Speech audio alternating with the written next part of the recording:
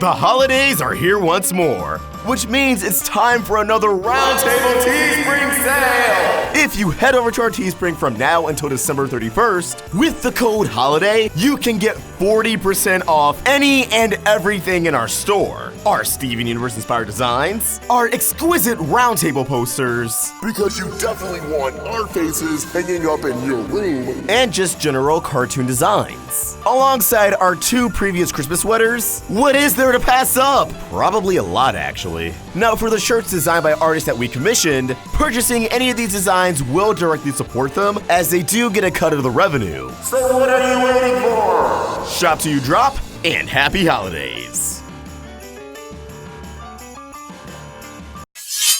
Welcome back to Crystal Clear! I'm Vox, and I feel as if the Steven Universe episode Bluebird actually planted the seeds of a huge event to come. An attack on Little Homeworld. A deadly siege on the community Steven has cultivated, led by the gems who despise Steven and the changes he has provided to Gemkind. So as always, let's dive into this theory and really examine all the seeds that have been planted thus far. Of course, spoiler warning. If you do not want to know in depth any potential upcoming Steven Universe future plotlines, please click off now. With all that said, let's dive in. 6 episodes in the future thus far, there really hasn't been an overarching story. One continual plotline that has carried over from episode to episode. Instead, what we've been provided with are seeds. Clear beginnings to plot points that don't have definite conclusions, but instead leave the door open to converge at a later point in the season. Little Homeschool provided the possibility of Steven and Jasper bonding in the future. Jasper being very satisfied in her little match with Steven, while Steven himself has begun to manifest brand new powers in the form of Pink Steven.